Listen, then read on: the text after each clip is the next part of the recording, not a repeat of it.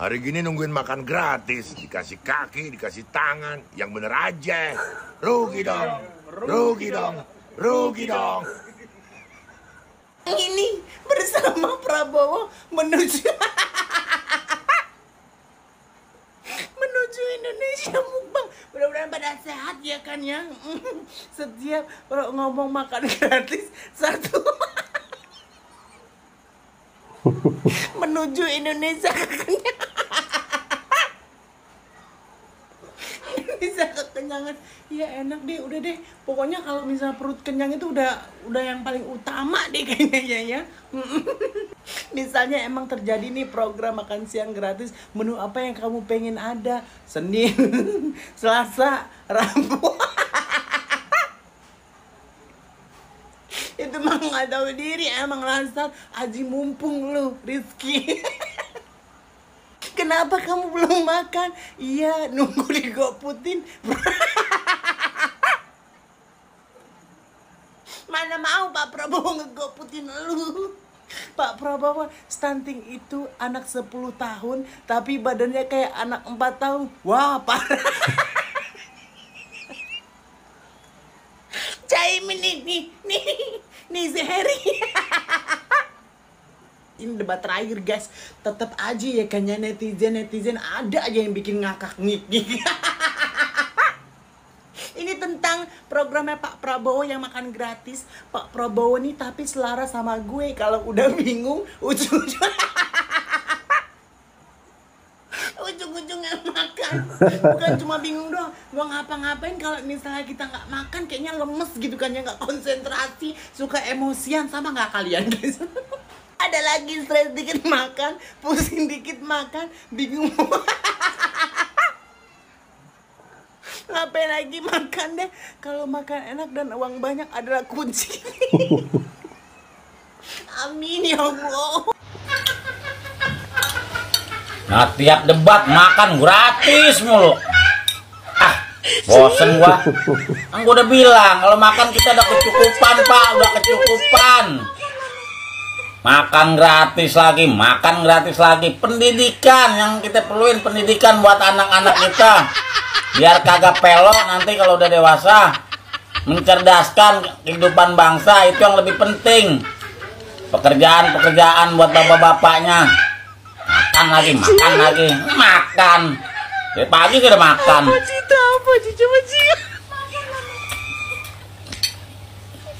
Kalau nungguin bapak jadi presiden, keburu kanker usus saya. Kan begitu.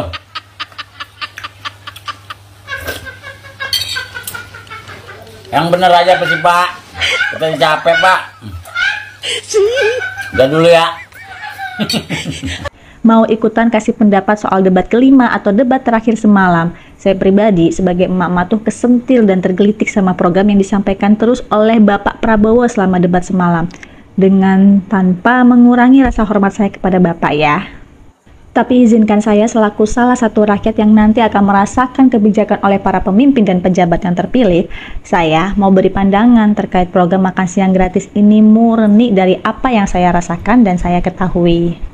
Yang pertama, makan siang gratis kalau dilakukan serentak di jam yang sama, apa menunya bakal sama semua? Misal besok siang hari itu menunya ayam goreng, terus tempenya tempe goreng, sayurnya sayur lalapan, dan itu serentak semua se-Indonesia.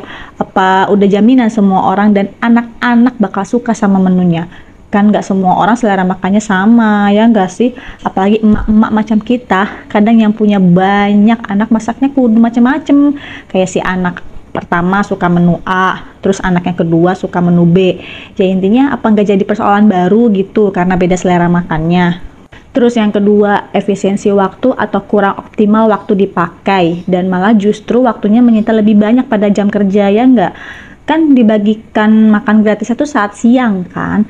Bayangin berapa banyak orang-orang mesti ngantri untuk dapat makan siang gratis doang, atau misal nggak ngantri deh, butuh berapa lama waktu pemerintah buat antar makanan itu ke rumah-rumah misalnya, atau misal bentuknya kayak prasmanan kayak di resto makanan atau versi kondangan yang orang kalau nyomot makanannya sampai menggunung, ntar selesai makannya nyisanya banyak. Udah boros waktu, boros lauk pauknya juga. Karena pas saya cari tahu ya, kita salah satu penyumbang terbesar sampah atau sisa makanan, yang artinya nggak kebayang nanti makan siang gratis kalau model prasmanan tuh bakal ngeluarin berapa banyak sampah. Padahal kita juga lagi krisis sampah loh, Pak. Yang ketiga, pembagian makan siang yang masih belum jelas bagaimana. Siapa yang akan tanggung jawab masaknya, distribusinya gimana, terus dari segi olahan makanannya yang bakal dimasak tuh dari mana, alokasinya juga gimana, itu kurang jelas dan malah jadi bikin saya ragu sama program makan siang gratis ini. Yang keempat, soal kebutuhan rakyat. Saya pribadi ya, kalau bisa nyampein nih, lebih pilih harga bahan pokok sebisa mungkin dinormalkan atau bahkan dijadiin murah lagi deh, Pak. Saya masih keinget loh sama berita ribuan ton ikan menumpuk di gudang. Itu apa bukannya mubazir ya? Dibilangnya karena daya beli kita rendah, akibat apa? Ya akibat nilai harga pokok yang semakin mencekik kami, Pak. Rakyat yang gajinya pas-pasan. Daripada makan siang gratis, kita malah pengennya akses pendidikan gratis. Kesehatan juga bisa terjangkau, Pak. Karena saya sebagai emak-emak dengan status keluarga ekonomi menengah, nggak kaya tapi nggak miskin juga. Tengah-tengah lah, kadang ngerasa untuk mengumpulkan uang aja kita terseok-seok, Pak. Kita tuh suka dianggap antara ada dan tiada, bener nggak sih? Kita yang ekonomi menengah juga pengen diperhatikan pemerintah, minimal dari segi fasilitas transportasi, harga bahan pokok, pendidikan, kesehatan tuh terjangkau, Pak, untuk kita. Terus belum lagi anggaran yang dipakai buat program makan siang gratisnya itu sekitar 450 triliun. Apa mending buat akses sekolah anak-anak kita aja, Pak? Kita masih bayar buku sama bayar uang gedung sekolah gitu loh, Pak, yang tingkat SMP sama SMA. Apa nggak makin tercekik, Pak? Ya gitu aja sih, Pak. Ini murni pendapat saya pribadi yang merasa alangkah lebih baik daripada makan siang gratis.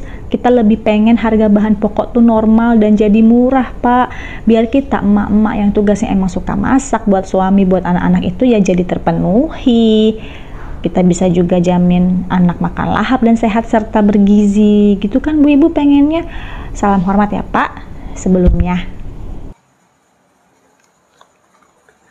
Oke guys, ya, jadi ibu-ibu ini menyoroti betapa ribetnya program makan siang gratis ini dan bagaimana eksekusinya nanti ya.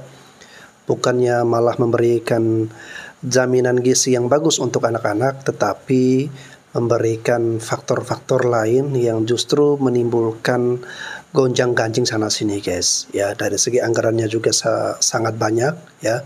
Lalu kemudian dari teknis pelaksanaannya juga nanti diragukan ya. Jadi ibu ini lebih menyarankan agar sebaiknya daripada uang itu dibuang-buang untuk makan gratis yang menurut ibu ini kurang efisien ya, digunakan saja untuk akses pendidikan ya. Harga bahan pokok itu kalau bisa harganya standar atau dikurangin harganya ya. Jadi digunakan untuk hal-hal yang seperti itu, membantu anak-anak sekolah bisa mendapatkan fasilitas pendidikan yang layak, lalu kemudian kesehatan yang terjangkau ya. Jadi seperti itu lebih bagus menurut ibu ini. Kenapa Prabowo ini terus menggulirkan makan siang gratis Iya, gitu ya? iya, Padahal gini Bang Luis, pertanyaan gini, ini sama juga lagi dengan mempermalukan Presiden Joko Widodo dan pemerintahannya. Loh, berarti Bang Luis dengan Prabowo terus menggulirkan makan siang gratis, bahkan di dalam debat kemarin berulang-ulang ya, ditanyakan juga ke Anies Baswedan ya. Berarti kan dianggap bahwa Presiden Joko Widodo udah mau 10 tahun ini gagal berarti membuat banyak orang kelaparan, banyak orang yang miskin. Kan itu kan sebenarnya. Itu dalam komunikasi meta meaning yang disampaikan oleh Prabowo. Kenapa enggak? Kenapa harus nunggu nanti? Kenapa enggak? Anda sekarang Menteri Pertahanan. Setiap bulan rapat kabinet dengan Presiden Joko Widodo. Kenapa enggak ada sampaikan, Pak? Ini segera kebijakan makan siang gratis ini. Ini daripada bagi-bagi bansos tidak jelas segala macam, Bang Yus. Ini menunjukkan bahwa Prabowo ini seperti seolah-olah dia nggak ada dalam bagian dari pemerintahan Presiden Joko Widodo. Karena memang selama ini berarti bisa dimaknai bahwa Joko Widodo tidak memberikan suatu kecukupan pangan selama ini bagi warga negara dari selama 10 tahun atau kurang dari 10 tahun ini. Dan yang salah kaprah lagi Bang Emrus ya, absurd dan ngawur itu apa? Di negara maju Bang Emrus, ini penting sekali buat rakyat Indonesia kita ingatkan bahwa nggak ada itu isu atau kampanye makan siang gratis. Itu udah satu tarikan nafas Bang Emrus dengan sekolah gratis.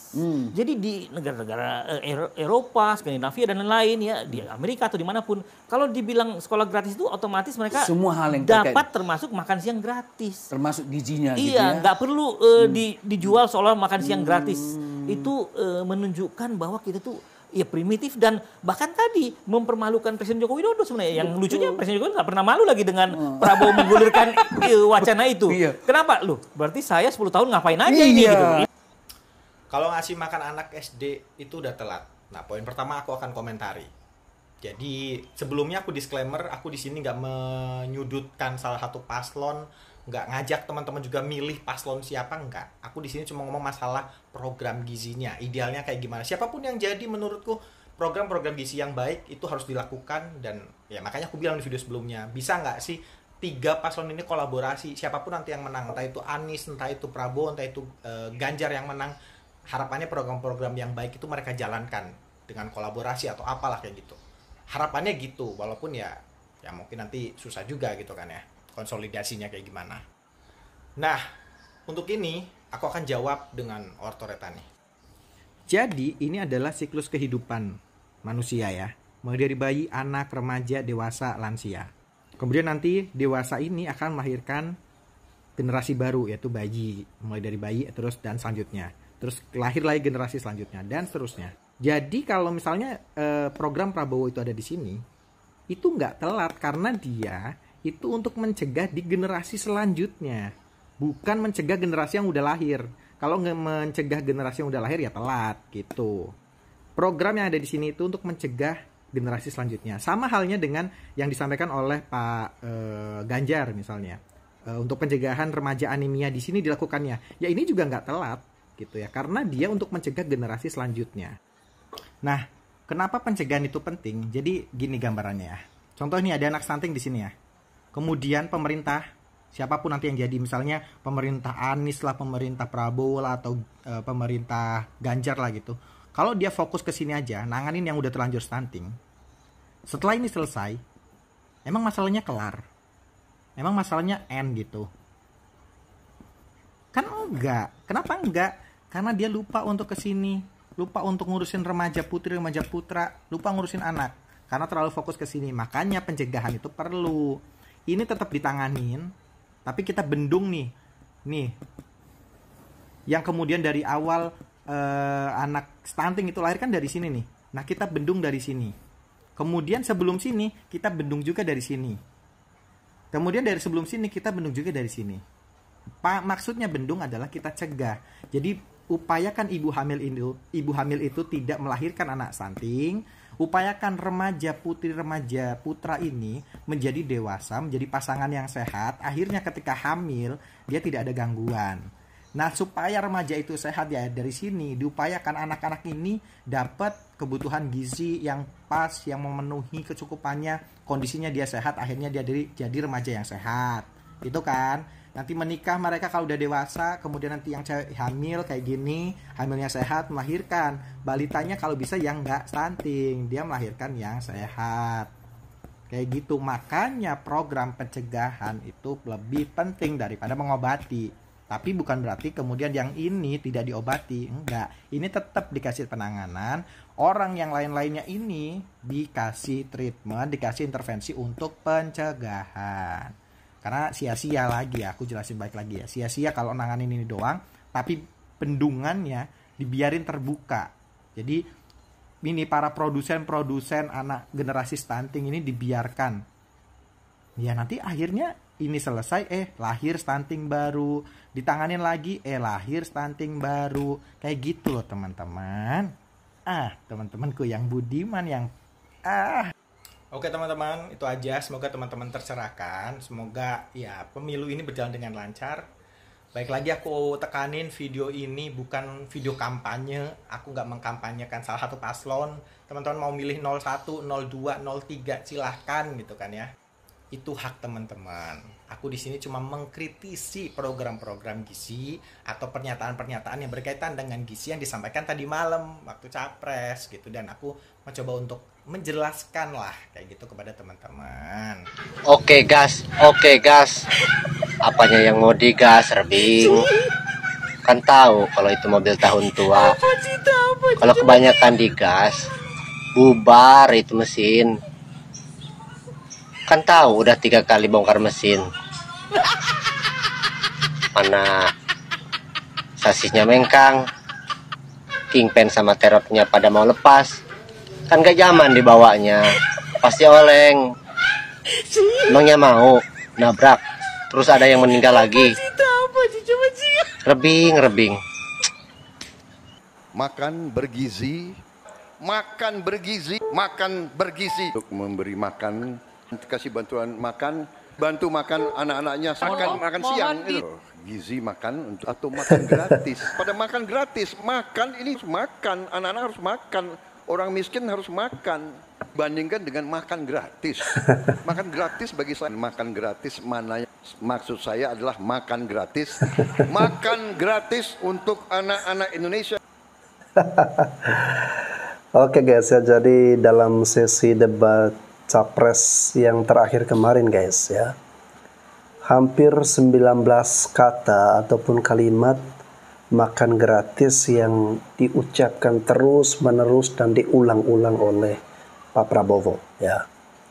Makanya netizen pada julid guys ya, pada mengatakan bahwa bagi Pak Prabowo ini ya, apapun permasalahannya, apapun persoalannya, solusinya adalah makan gratis.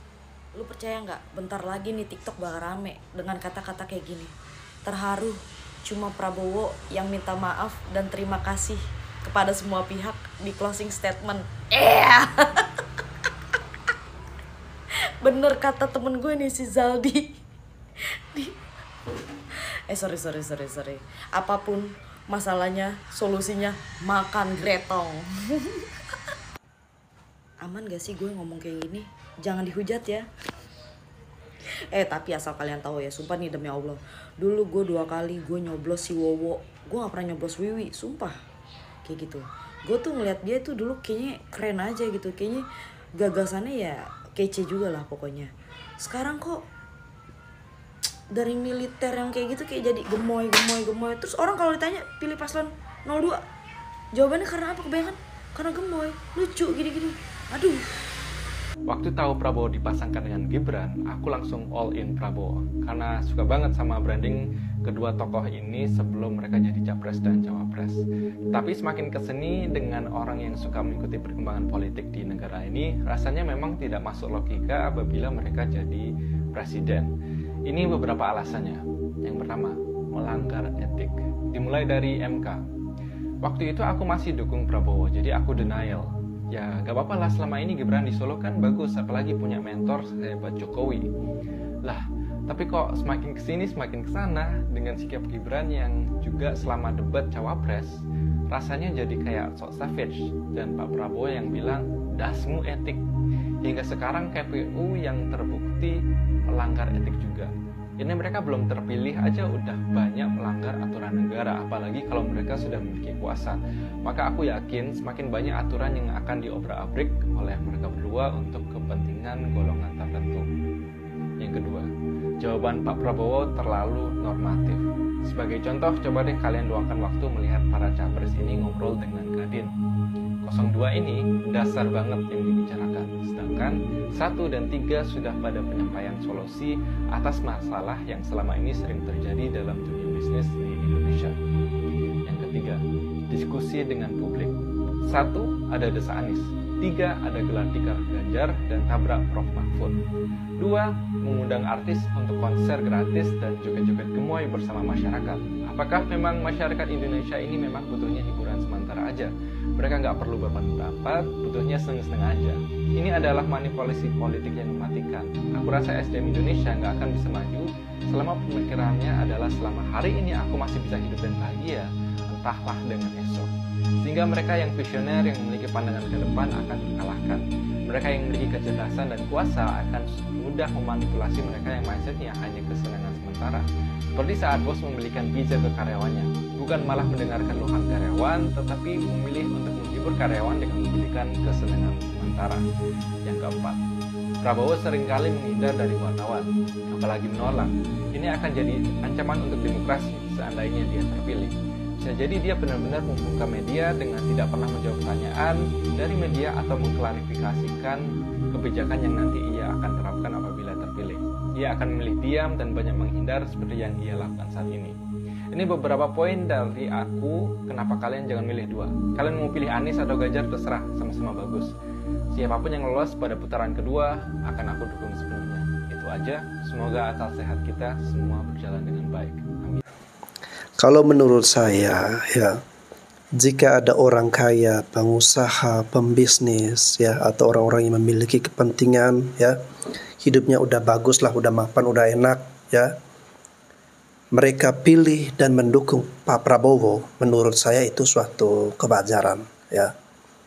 Tetapi jika Anda adalah orang miskin ya, hidupnya pas-pasan bahkan banyak kekurangannya ya, lalu kemudian Anda menjatuhkan pilihan kepada Pak Prabowo dan Mas Gibran ya, menurut saya otak Anda itu sangat-sangat dangkal ya. Kenapa saya katakan seperti itu? Ya karena dari saat ini kalian sudah bisa melihat ya, kalau kita buat perbandingan Pak Anies, Pak Ganjar yang sering bertemu dengan rakyat kecil, bahkan mereka membuatkan program ya. Caimin Slepet Imin ya, Pak Ganjar dengan gelar tikarnya Profesor Mahfud, Tabrak Mahfud ya. Sedangkan Pak Prabowo dan Mas Gibran, mereka tidak ada seperti itu ya. Mereka bahkan jarang untuk berinteraksi dengan rakyat kecil, lebih banyak di gedung-gedung ya, lebih banyak bertemu dengan artis-artis ya, tempat-tempat yang elit ya, dan itu akan sulit dijangkau oleh rakyat kecil. Jadi bagaimana dia mau mendengarkan aspirasi dari rakyat kecil seperti kita, dari orang miskin seperti kita ya. Sedangkan untuk berinteraksi dengan rakyat kecil saja dia malas guys ya. Dia seakan-akan kurang berminat untuk mau membaur atau berinteraksi dengan rakyat kecil. Kalian pernah saksikan tidak waktu Pak Prabowo berjalan guys ya. Ada video di mana ketika ada rakyat yang ingin mengajak untuk berfoto ya, ajudannya malah mendorong ya, dan Pak Prabowo membiarkan itu. Itu artinya apa ya? Mereka tidak ingin terlalu didekati dengan rakyat kecil ya. Dari interaksi saja tidak ingin dengan rakyat kecil. Bagaimana dia mau mendengarkan aspirasi rakyat kecil? Makanya saya katakan seperti tadi ya, jika pengusaha orang kaya yang memiliki kepentingan memilih Pak Prabowo itu wajar. Tetapi jika Anda miskin ya, Anda mendukung Pak Prabowo, menurut saya itu adalah suatu kebodohan bagi Anda ya. Karena yang lebih dekat dengan rakyat kecil, yang lebih suka berinteraksi dengan rakyat kecil, yang lebih merangkul rakyat kecil, itu adalah Pak Ganjar dan Pak Mahfud MD. Oke guys, terima kasih sudah menyaksikan video ini. Saya Bastian Sibo, sampai jumpa lagi.